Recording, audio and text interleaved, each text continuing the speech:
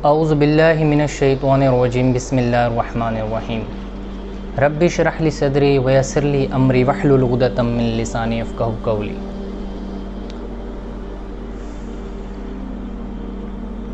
سورہ جمعہ کے اندر ارشاد ہوا، اللہ تعالیٰ نے ارشاد فرمایا کہ جب جمعہ کے دن اذان دی جائے تو اللہ تعالیٰ کے ذکر کی طرف دوڑ پڑو۔ صدق اللہ العظیم۔ جمعہ کا دن بہت افضل دن ہے۔ اس کو جمعہ کیوں کہا جاتا ہے؟ اس کو جمعہ اس وجہ سے کہا جاتا ہے کہ تمام لوگ اللہ تعالیٰ کی عبادت کے لیے ایک جگہ جمع ہوتے ہیں اور ایک مجمع ہوتا ہے، اسی وجہ سے اس دن کو جمعہ کہا گیا، یعنی کہ تمام لوگ جمع ہو کر اللہ تعالیٰ کی عبادت کرتے ہیں۔ اور اس دن کو جمعہ کا نام حضور پاک صلی اللہ علیہ وسلم کے جد امجد کعب بن لؤی نے دیا۔ حضرت اوس بن اوس رضی اللہ تعالیٰ عنہ روایت کرتے ہیں، حدیث شریف میں آیا ہے کہ حضرت اوس بن اوس رضی اللہ تعالیٰ عنہ روایت کرتے ہیں کہ حضور پاک صلی اللہ علیہ وسلم نے فرمایا کہ تمام دنوں میں سب سے افضل دن جو ہے وہ جمعہ کا ہے، کیونکہ اس روز حضرت آدم علیہ السلام کی پیدائش ہوئی اور اسی روز حضرت آدم علیہ السلام کا وصال ہوا، اسی روز سور پھونکا جائے گا اور اسی روز قیامت واقع ہوگی۔ اور رسول اللہ صلی اللہ علیہ وسلم نے فرمایا کہ اس روز مجھ پر کثرت سے درود پڑھو۔ تو صحابہ نے عرض کیا، یا رسول اللہ، آپ پر درود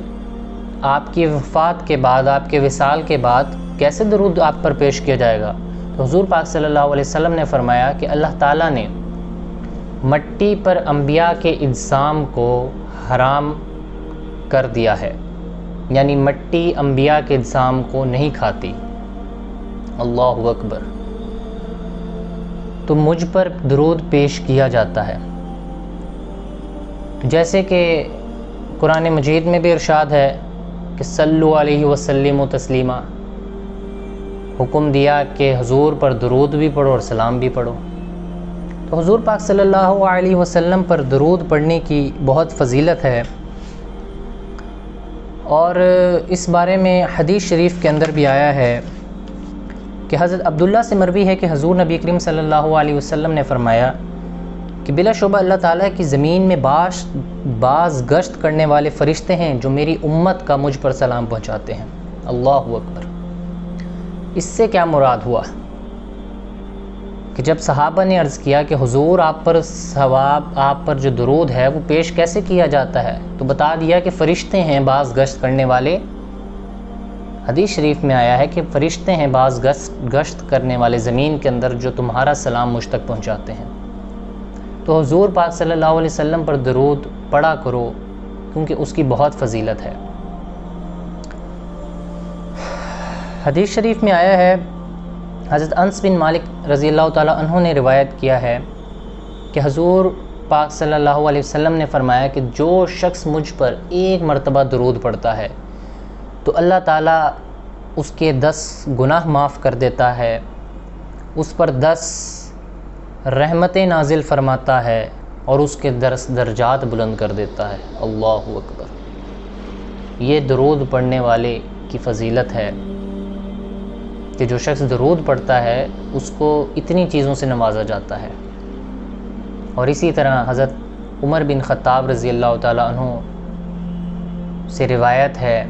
کہ جو شخص دعا کرتا ہے اور اس سے اول و آخر درود نہیں پڑھتا تو اس کی جو دعا ہے وہ زمین اور آسمان کے درمیان لٹکی رہتی ہے، اوپر نہیں جاتی۔ اس سے مراد یہ ہوا کہ جب ہم دعا کرتے ہیں تو ہماری دعا قبول نہیں ہوتی، تو وہ لازم ہے کہ اس کے لیے کہ اول و آخر درود شریف پڑھ کے دعا کی جائے، تو وہ اللہ تعالیٰ کی بارگاہ میں مقبول بھی ہوتی ہے۔ تو درود شریف کے بہت سارے فضائل ہیں، اور حضور پر درود پڑھنے سے انسان پاکی کی طرف جاتا ہے، انسان ہر برائی سے بچتا ہے، ہر برے کام سے اس کو نجات ملتی ہے، اور درود پڑھنے سے انسان کے اندر ایک تبدیلی آ جاتی ہے، اس کی مشکلات آسان ہو جاتی ہیں، اور بہت سارے فوائد ہیں درود کے بارے میں، درود پڑھنے کے بارے میں۔ تو جو جمعے کے دن ہے، اس دن کثرت سے درود پڑھنے کا حکم دیا گیا کہ اس دن حضور پر درود پیش بھی کیا جاتا ہے، تو اس روز حضور پاک صلی اللہ علیہ وسلم سے کثرت سے درود پڑھا جائے حضور پاک صلی اللہ علیہ وسلم پر۔ تو جب جمعے کا دن ہوتا ہے تو فرمایا گیا کہ جب جمعے کے دن اذان ہو تو نماز کی طرف دوڑ پڑو، اللہ کی عبادت کے لیے، اس کے ذکر کی طرف دوڑ پڑو۔ تو آج ہمارے معاشرے کے اندر جمعے کا جب دن ہوتا ہے تو لوگ کیا کرتے ہیں کہ جب آخری وقت ہوتا ہے خطبہ بھی چھوڑ دیتے ہیں، سنتیں بھی چھوڑ دیتے ہیں، اور اس کے بعد جاتے ہیں جب جماعت ہوتی ہے اور جماعت پڑھ کے اور فوراً واپس آنے کی کرتے ہیں۔ تو یہ غلط بات ہے۔ جب جمعے کا دن ہوتا ہے اس کے فضائل کتنے ہیں۔ رسول اللہ صلی اللہ علیہ وسلم نے فرمایا کہ جو شخص جمعے کے دن غسل کر کے پہلی ساعت میں جمعے کے لیے داخل ہوتا ہے مسجد کے اندر، تو اس کو ایک اونٹ جو پہلی ساعت میں یعنی جو سب سے پہلے داخل ہوتا ہے، اس کا ثواب کتنا بتا دیا کہ جو شخص پہلے ہوتا ہے داخل ہوتا ہے اس کا کیا ثواب ہے کہ ایک اونٹ ذبح کرنے کا اس کو ثواب دیا جاتا ہے، اور جو شخص دوسری ساعت میں داخل ہوتا ہے اس کو ایک گائے کے ذبح کرنے کا ثواب ملتا ہے، اور جو تیسری ساعت میں ہوتا ہے اسے ایک مینڈے کے ذبح کرنے کا ثواب ملتا ہے، اور اسی طرح جو چوتھی ساعت میں ہوتا ہے اسے ایک مرغی کے صدقہ کرنے کا ثواب ملتا ہے، اور اسی طرح جو پانچویں ساعت میں ہوتا ہے اسے ایک انڈے کا صدقہ کے برابر ثواب ملتا ہے، اور اس کے بعد جتنے بھی لوگ آتے ہیں اس کو ایک برابر حساب ثواب دیا جاتا ہے۔ تو جمعے کے دن ہمیں چاہیے کہ ہم کوشش کریں کہ ہم پہلے مسجد جائیں اور جا کر وہاں پر ذکر و اذکار کر لیں، کوئی درود شریف پڑھ لیں بیٹھ کے۔ لیکن ہم لوگ کیا کرتے ہیں کہ جب اذان ہوتی ہے، دوسری اذان جب ہوتی ہے تب ہم جاتے ہیں، اور اکثر تو کیا ہوتا ہے کہ خطبہ ہو جاتا ہے اور اس کے بعد جب جماعت کھڑی ہو جاتی ہے اور پھر بھاگتے بھاگتے جاتے ہیں اور اسی طرح بھاگتے بھاگتے واپس آ جاتے ہیں،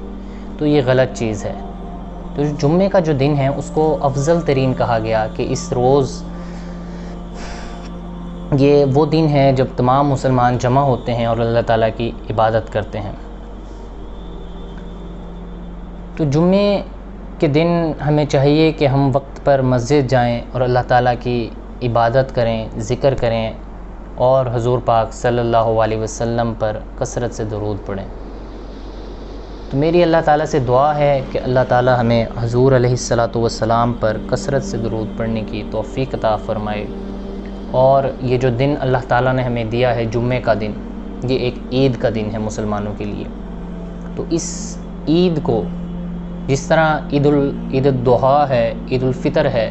اس کو ہم جس طرح جوش و خروش سے مناتے ہیں، جس طرح اس پر تیاریاں ہوتی ہیں، اور جس طرح نئے کپڑے پہنے جاتے ہیں، خوشبو لگائی جاتی ہے، ہم اس کے اوپر پیسے خرچ کرتے ہیں، ہر چیز کرتے ہیں،